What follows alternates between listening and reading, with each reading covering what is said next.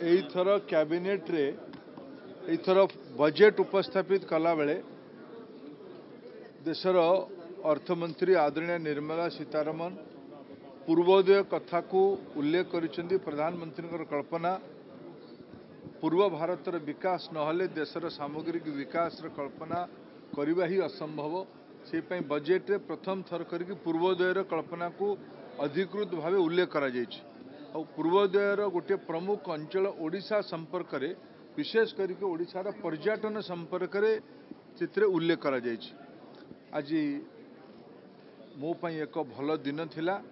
महाप्रभु दर्शन पर ओडिशा रे आमर ओडिशार गोटे premier hotel industry hotel group Swosti premium तरफ गोटे बीच रिसोर्ट ये आज गोटे नुआ प्रॉपर्टी तांकर उद्घाटन है।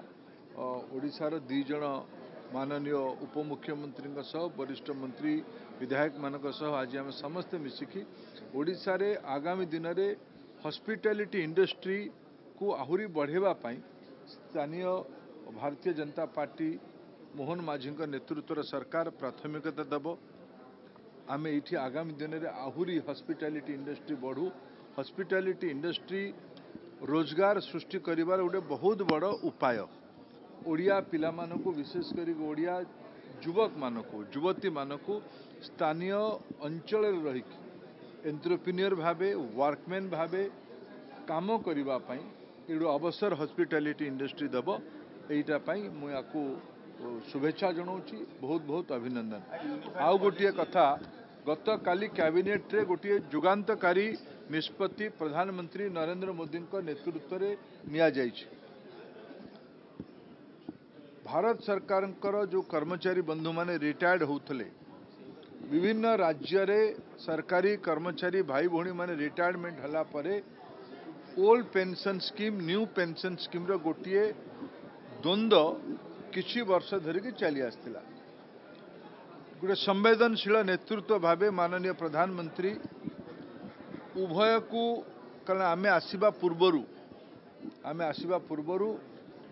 पूर्व यूपीए सरकार समय रे ही ओल्ड पेंशन स्कीम को बदले की न्यू पेंशन स्कीम लागू होता। उभय ने कि दुई प्रकार मत थिला। राज्य मानक भितर भी विभिन्न मत थिला।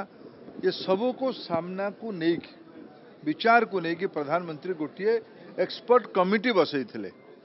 एक्सपर्ट कमिटी ए भितर तार निर्देश तार रिपोर्ट भी देथिला।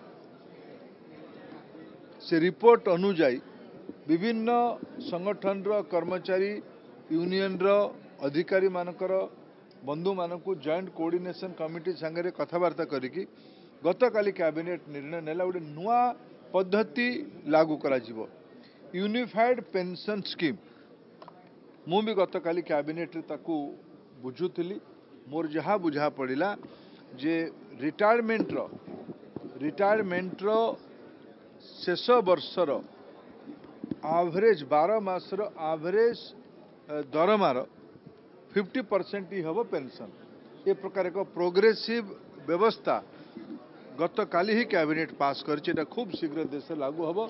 जो प्रारंभिक आज मु खबर कागज जी पढ़ी बुझी विभिन्न वर्गर या स्वागत करा लोक पसंद कर। प्रधानमंत्री को मु देशवासी तरफ भी धन्यवाद दूची ठीक समय एक संवेदनशील निष्पत्ति ग्रहण कर। पुरी रो जो ट्रेडिशन कल्चर हेरिटेज ये गुरा आपण आमर इंटीरियर्स रे ऑलरेडी आमे इनक्रिप्ट करिचु। आउ मंत्री मानकर जहाँ सजेशंस रहिला जो गुरा प्रैक्टिकल हो पारिबो डेफिनेटली आमे सुगुरा करिवु। आउ गोटे जिनस जो गुरा कहले जो पुरी कोणार्क मेरिन ड्राइव आउ भुवनेश्वर पुरी कोणार्क यार जो डेवलपमेंट देखंतु व्हेन वी आमे जतलो ओडिशा को कंपेयर करूछु जो गुरा हाईएस्ट टूरिस्ट डेस्टिनेशन होईची प्लेसेस लाइक राजस्थान सेठी आपणकर गोटे डेजर्ट को से मार्केटिंग करके इंटरनेशनल टूरिस्ट पाउचंती। गोवा रे बीच छड़ा आउ किछ नाही। आपण केरला बैकवाटर्स छड़ा आउ किछ नाही। किंतु आम स्टेट रे देखंतु बीचेस माउंटेन्स एशिया रो नॉर्दर्न हेमिस्फीयर रो largest lake Chilka lake wild life art craft culture cuisine आम स्टेट रे जहाँ अच्छी कौन सी स्टेट इंडिया रे नहीं जे एते टूरिज्म पोटेंशियल अच्छी किंतु आमे ताको प्रॉपर्ली ब्रांडिंग करि पारनु आमे ताको प्रॉपर्ली मार्केटिंग करि पारनु जदि गवर्नमेंट रो आज जो माने मिनिस्टर्स एंड एमएलएस जो माने थिले सेमानकर जदि टूरिज्म प्रति टिके फोकस रहिबो आई थिंक आमे ओडिसा को इंडिया रे नंबर 1 टूरिस्ट डेस्टिनेशन करि परिबा वेडिंग्स अबिका देखंतु जतिक वेडिंग्स इंडिया को आसु सब जयपुर चल जाउची ना उदयपुर चल जाउची आमे सेटा को जदि आमे प्रॉपर्ली आमे हमर मिनिस्टर जोटा कहले आमे जदि क्लीनलीनेस रखि परिबा टूरिस्ट फ्रेंडली हे परिबा ताले आई थिंक आमे बहुत आगे जिबा एंड जो प्रकार आज मिनिस्टर माने तांका स्पीचेस देले एमएलए माने तांका स्पीचेस देले से माने all are pro tourism I think this is the right moment आमे आगे परिबा बहुत देखंतु ए होटल रे वर्तमान 300 परिवार आउरी जोड़ी जिवे सब ओडिया ना बाहरु भी किछि अछंती ओडिया हेले 90%।